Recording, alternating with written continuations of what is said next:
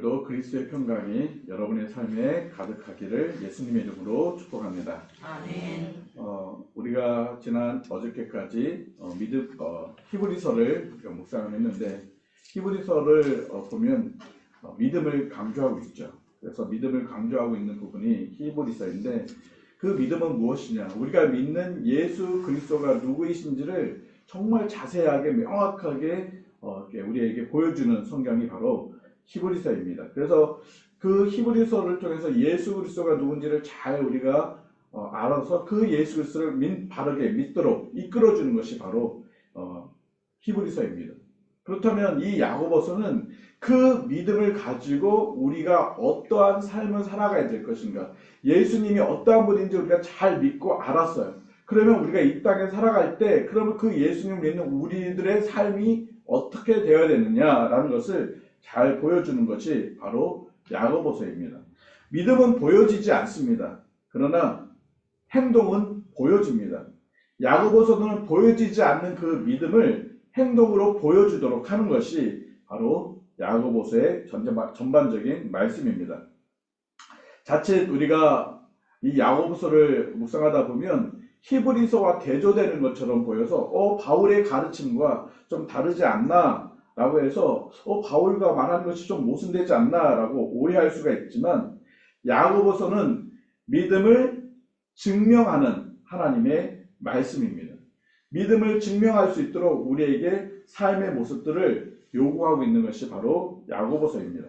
야고보서의 저자는 명확하게 이 사람이다 라고 말씀을 하진 않지만, 모든 학자들이나 모든 성경 연구가들이 예수님의 동생 야고보로 그렇게 추론을 합니다. 예수님의 제자 알페의 아들 야고보도 있지만, 그 야고보가 아니라 예수님의 동생 야고보를 말씀하고 있습니다.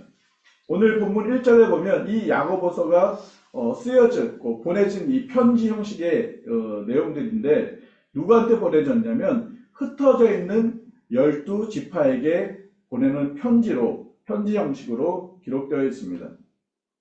사실 이 야고보서에 이 흩어져 있는 그 12지파들, 야고보서에서 이 12지파가 흩어져 있다는 말은 뭐냐면 유대인들 중에 그리스도인들이 흩어졌다라는 것입니다. 근데 왜 흩어졌느냐?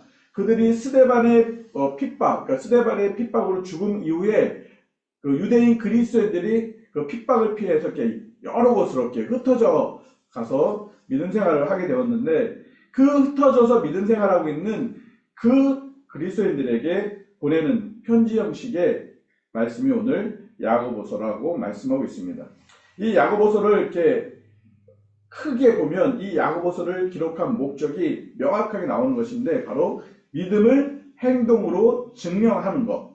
그래서 믿음을 강조하고 있어요. 믿음을 절대로 부정하는 것이 아니라 믿음을 강조하고 있는데, 이 믿음을 보여줘야 되는데 어떻게 보여줘야 되느냐, 그것을 보여주는 장면이 바로 야고보서의 말씀입니다. 그래서 야고보서를 크게 두 파트로 나누면 전반부, 후반부가 있는데, 전반부는 그 믿음의 행함이 있는데 그 행함이 참 어려운 부분들이 많이 있다. 오늘 본문에서도 읽었지만 시험이라는 부분이 있는데, 이 시험이라는 어려운 부분들이 우리의 삶 속에 많이 나타나고 있는데,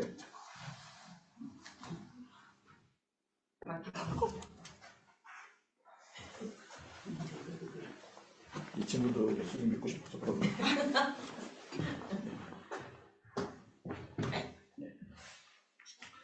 줌으로 참여하신 분들 갑자기 제가 사라져서 바퀴를 잡았습니다.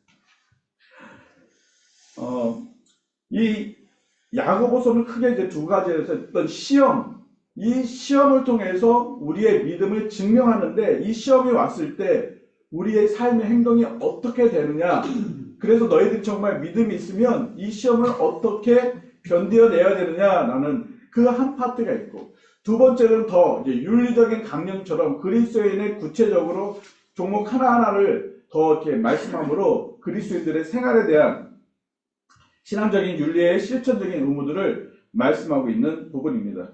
그래서 신학자들이 이 야고보서를 향해서 구약의 잠언과 같이 신약의 잠언이다라고 이렇게 표현을 할 정도로 이 야고보서는 구체적인 행동 강령을 기록하고 있습니다. 성경 주석들을 좀 이렇게 찾아봤더니 이 야고보서를 이렇게 표현하는 걸 보니까 108절이래요. 저는 다 안 세어봤지만 이렇게 신학자들이 연구해 놓은 거니까 맞겠죠? 제가 굳이 또 확인을 안 해도 될 것 같습니다. 108절이라는 이 야고보서의 이 절 중에 54절, 반 정도가 명령어로 되어 있다고 이렇게 표현되어 있어요. 명령어는 행해야 되고 하지 말아야 될 것을 명확하게 하고 있는데, 그만큼 이 야고보서는 그리스도인들의 믿음의 생활이 어떻게 살아야 되는지를 명확하게 제시하고 있는 그런 하나님의 말씀이다라고 보여주고 있습니다. 사실 스데반의 순교 위에 고난과 박해를 피해서 이렇게 흩어져 있는 정말 그리스도인들, 이것저것으로 도망가 있는 그 그리스도인들이 얼마나 힘들고 어려운 삶을 살고 있겠습니까? 오늘 1절 또 2절에도 계속 얘기했죠. 너희가 여러 가지 시험을 당하거든 온전히 여겨라. 이 시험이라는 게 어려운 고난, 그런 것을 지금 의미하고 있습니다.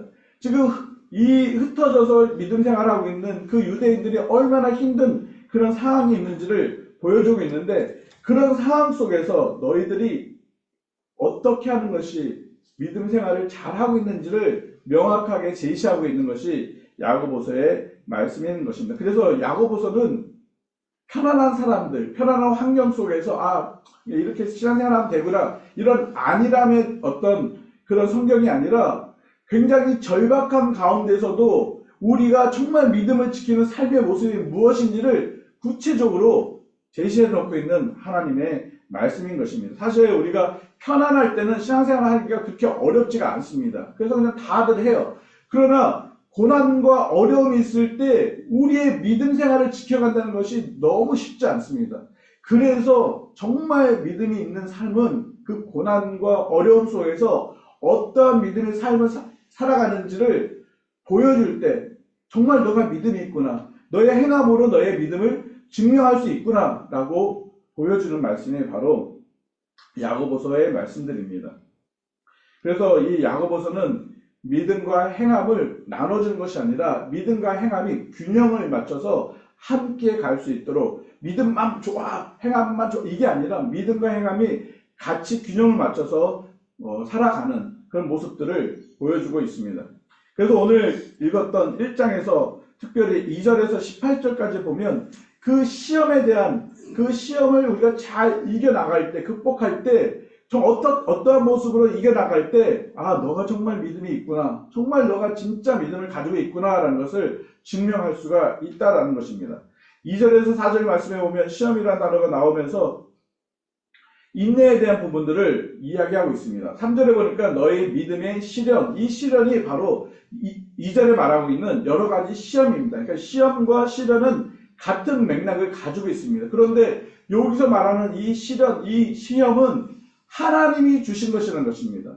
사단이 주는 시험도 있는데 후반부에 또 말씀드리겠지만 하나님이 우리에게 주시는 어떤 시련, 그 시험, 영어로는 테스트라고 표현을 하고 있는데, 그 부분들을 우리가 당했을 때 우리가 그 부분들을 어떻게 우리가 반응해야 될지, 그 부분들을 우리에게 보여주고 있습니다. 그 반응이 어떤 반응입니까? 인내라는 것입니다. 인내. 그리고 이것을 우리가 잘 견뎌내야 되는 것을 말씀하고 있습니다. 하나님이 주신 그 시험은 견뎌내야 되는 것입니다. 우리가 학생들이 시험을 볼 때 내가 힘들다가 시험 안 봐, 이렇게 돼버리면 그냥 fail 되겠죠. 그러나 힘들어도 그 시험 문제 하나하나를 풀어나갈 때 점수를 다 맞지 못하더라도 그 점수를 유지할 수 있습니다. 그러나 포기해버리면 빵점이에요. 그냥 페일이에요. 그러나 포기하지 않고 끝까지 하면 한 문제를 맞춰도 점수를 얻을 수가 있습니다. 하나님께서 우리에게 주신 그 시련은 우리가 포기하는 것이 아니라 힘들어도 끝까지 인내하며 감당해 나는 내 가야 하는 삶의 모습이 바로 저와 여러분의 삶이라는 것입니다. 우리에게 수많은 시련이 있습니다. 개인적으로도 오고 가족적으로도 오고 또 우리 교회들도 시련이 있습니다. 예배 장소가 없어서 또 많이 어려움도 있고, 또 같이 모이는 게 좀 힘든 부분도 있고, 또 개인적으로 육체적인 아픔도 있고, 수많은 어떤 시련들이 우리 모두에게 있습니다. 다 상황마다 다 다릅니다. 그러나 내가 겪는 시련이 가장 힘듭니다. 남 손가락 하나 아프고 저 사람은 큰 병에 걸렸어도 내가 아픈 건 손가락이기 때문에 나한테 더 큽니다. 그래서 에이, 그 정도는 괜찮아. 이게 아닙니다. 다 각자에게 주시는 그 시련은 다 힘든 것입니다. 그러나 그 힘듦을 이겨나갈 수 있는 우리의 믿음은 인내다라고 말씀하고 있습니다. 왜냐하면 하나님께서 주신 시련이기 때문에 그렇습니다. 그런데 이 인내함으로 이 시련을 우리가 잘 이겨나가면 하나님께서 어떻게 하신다고요? 우리를 더욱더 겸비해서 부족함이 없는 우리의 삶으로 이끌어 주신다라고 말씀하고 있는 것입니다. 그래서 우리가 겪는 그 시련을 만났을 때 우리의 믿음의 행동은 어떻게 해야 되느냐? 견뎌 나는 것입니다. 끝까지 견디면 하나님께서 하신다라고 분명히 약속하고 있습니다. 여러분의 삶 속에 힘들고 어려운 일이 있습니까? 그러면 견뎌내십시오. 12절 말씀에도 시험을 참는 자에게 뭘 주신다고요? 복이 있나니 이는 시련을 견뎌낸 자가 주께서 자기를 사랑하는 자들에게 약속하신 생명의 면류관을 얻을 것입니다. 하나님은 그 시험을 끝까지 잘 견뎌내면 하나님께서 우리에게 주시는 그런 복이 있습니다. 견뎌내는 자에게 하나님의 약속하신 것이 있는데 생명의 면류관이라는 것입니다. 여러분 힘들지만 잘 끝까지 인내하십시오. 그러면 면류관이 여러분에게 약속되어 있습니다. 할렐루야. 그래서 힘든 것이 있을 때 포기하는 것이 아니라 나에게 분명히 하나님이 약속하신 생명의 면류관이 있지. 나에게 약속하신 복이 있지. 끝까지 견뎌내자. 그것이 믿음을 증명하는 우리들의 삶의 모습이다라고 말씀하고 있는 것입니다. 사탄은 우리를 시험합니다. 13절 보면 사람이 시험을 받을 때 내가 하나님께 시험을 받는다 하지 말지니 하나님은 악에게 시험을 받지도 아니하시고 친히 아무도 시험하지 않는다. 하나님은 우리를 유혹해서 넘어뜨리지 않는다라고. 지금 여기 시험은 바로 템프테이션, 유혹입니다. 그래서 14절에 오직 각 사람이 시험을 받는 것, 그것은 바로 유혹, 템프테이션인데 사단은 우리를 넘어뜨리려고, 우리가 믿음을 지키지 못하도록 유혹해서 넘어뜨리려고 그렇게 우리를 시험하지만 하나님은 결코 우리를 넘어뜨리려 시험하는 것이 아니라 우리에게 무엇을 주시기 위해서요? 복을 주시기 위해서 생명의 면류관을 약속하셔서 우리에게 시험을 주신다는 것입니다. 그러나 사단은 우리를 어떻게 해요? 멸망시키려고. 그래서 15절을 보면 이렇게 말씀하고 있습니다. 욕심이 잉태한 지 죄를 낳고 죄가 장성한 지 뭘 낳는다고요? 사망을. 그러니까 사단의 시험은 우리를 사망으로 이끌어가려고 하는 것이 사단의 시험이라는 것입니다. 정반대죠. 하나님 우리에게 생명을 주시려고 하고 시험을 하지만 사단은 우리를 죽음을 주기 위해서 사단은 우리를 유혹한다는 것입니다. 그렇다면 우리는 이 시험을 당할 때 우리의 태도는 어떠한 태도여야겠습니까? 인내해야 된다는 것입니다. 그것이 하나님을 믿는 정말 예수님, 히브리서에서 말씀하셨던 그 예수 그리스도를 내가 믿는다면 그 믿음을 지켜가는 것이 바로 인내하며 시험을 이겨나가는 것이 바로 저와 여러분의 삶의 모습이라는 것입니다.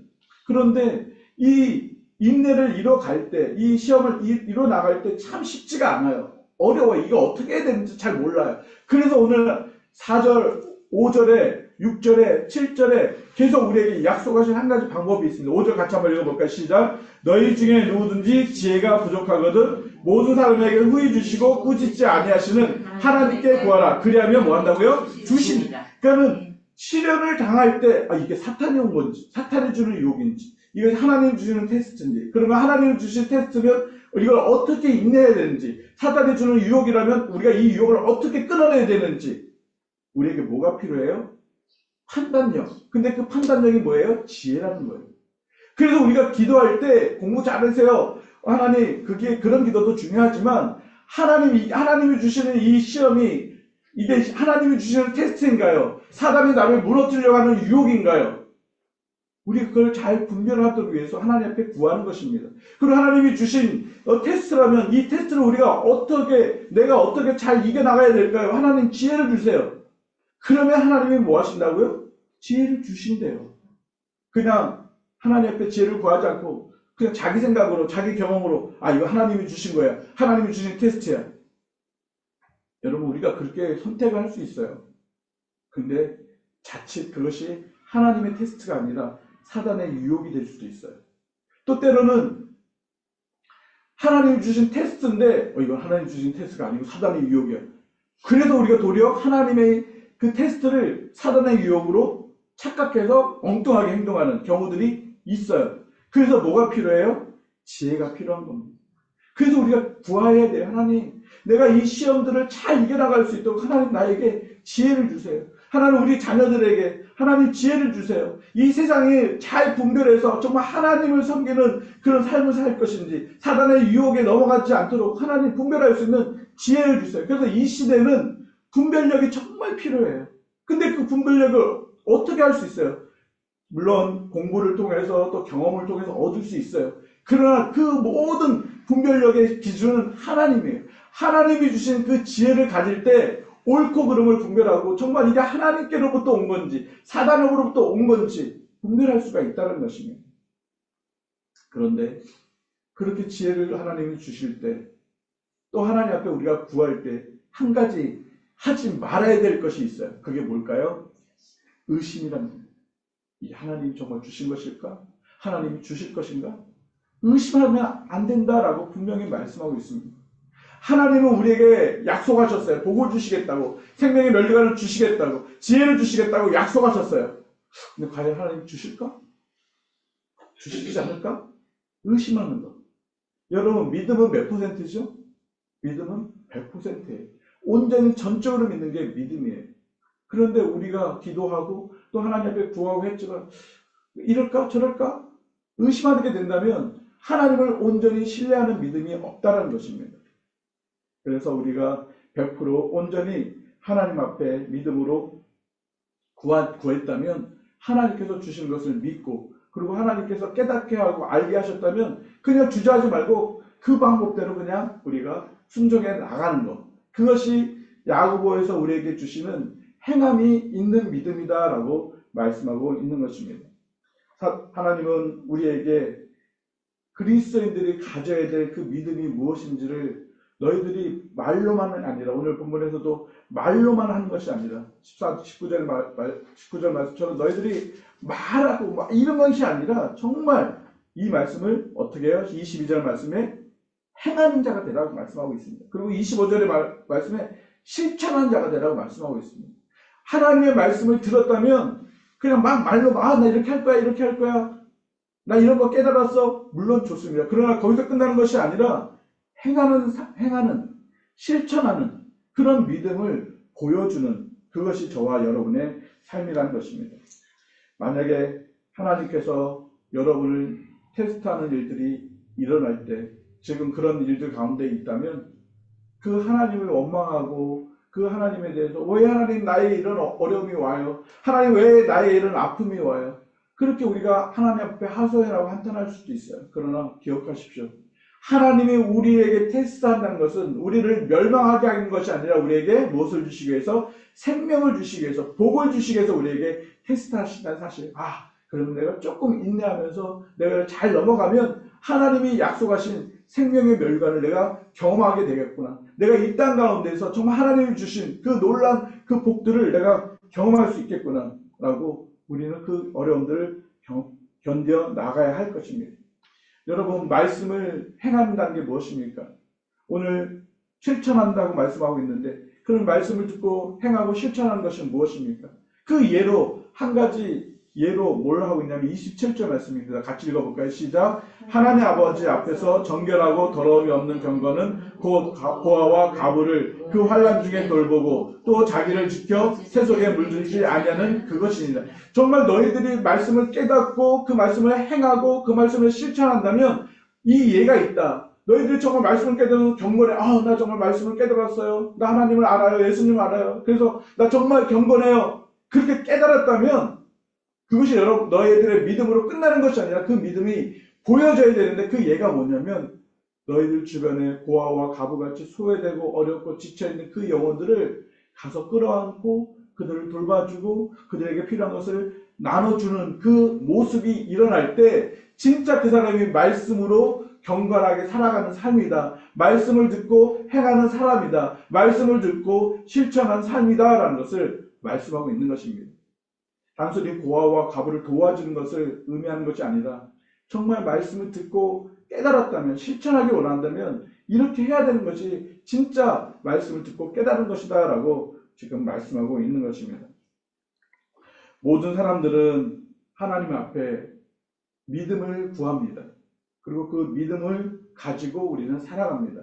그때 살아갈 때 어떻게 살아가야 되는지를 명확하게 보여주는 말씀이 오늘 야고보서의 전반적인 말씀입니다. 성경에 예수님은 각색 병자들을 다 고쳐주셨습니다. 그런데 고쳐주시면서 꼭 확인한 것이 하나가 있었어요. 그게 뭐냐면 그들의 믿음이었습니다. 마가복음 9장에 보면 귀신 들린 한 아들을 예수님께 데려왔던 그 아버지가 주변 사람들의 말을 막 듣습니다. 그러다 보니까 예수님께 나오긴 나왔지만 예수님이 고쳐줄까 안 고쳐줄까 반신반의한 마음이 생겼어요. 예수님은 그 무리와 그 아버지의 마음을 보고 말씀을 하고 있습니다. 너희들이 왜 이렇게 나를 믿지 못하느냐? 믿는 자에게는 능치 못할 일이 없다라고 그렇게 예수님을 선언했을 때 그 아버지가 비로소 주님 나의 믿음 없음을 불쌍히 여겨주시고 나에게 믿음을 더해주세요 라고 그렇게 고백했습니다. 그러자 어떻게 했습니까? 예수님이 그 아버지의 믿음을 보시고 그 귀신 들린 그 아들을 고쳐주셨습니다. 여러분, 믿음도 우리가 뭘 해서가 얻어지는 것이 아니라 하나님이 주시는 선물입니다. 그래서 우리가 날마다 정말 하나님 앞에 하나님 나에게 믿음을 더해주세요. 정말 내가 하나님을 정말 바로 믿고 살고 싶습니다. 하나님 나에게 믿음을 더해주세요 라고 고백해야 합니다. 히브리서 11장 2절 6절 말씀에 그런 말씀이 있죠. 믿음이 없이는 하나님을 기쁘시게 할 수 없나니 하나님께 나아가는 자는 하나님이 자기에게 무엇을 주시는 거예요? 상 주시는 분인 것을 우리가 믿어야 하는 거예요. 그 하나님을 믿고 나아갈 때, 온전히 그 하나님을 믿고 나아갈 때 하나님이 우리에게 약속하신, 아까 말씀하셨던 것처럼 우리에게 복 주시는, 생명의 멸류관을 주시는 그 하나님을 경험할 수가 있는 것입니다. 하나님은 우리 평강교회 성도들의 삶 속에 지금도 수많은 테스트로, 또 우리 자녀들 삶 속에 또 수많은 테스트로, 또 우리가 하나님 나라 천국에 갈 때까지 수많은 테스트가 계속 와요. 뿐만 아니라 사단의 유혹도 계속 와요. 그럴 때 정말 하나님 우리에게 지혜를 주셔서 잘 분별하고 또 정말 하나님 주시는 테스트라면 인내하면서 잘 이겨나가서 정말 하나님이 주시는 복, 생명의 멸관을 얻는 저희들의 삶이 될 수 있도록 하나님 도와주세요. 그래서 우리 모든 평강교회 성도들은 하나님이 주신 테스트를 다 통과해서 하나님이 주시는 그 생명의 멸관을 누리고 사단이 주는 모든 그 유혹은 다 뿌리치고 정말 경건한 하나님이 기뻐하시는 그런 삶으로 나아가는, 그래서 말씀을 듣기만 하는 자가 아니라 말씀을 듣고 행하는, 실천하는 우리 평강교회 모든 성도들이 되어서 하나님이 약속하신 상을 받는 그런 놀라운 축복이 오늘도 또 한 주간의 삶이 되기를 예수님의 이름으로 축복합니다. 제가 다시 한번 제가 기도하겠습니다.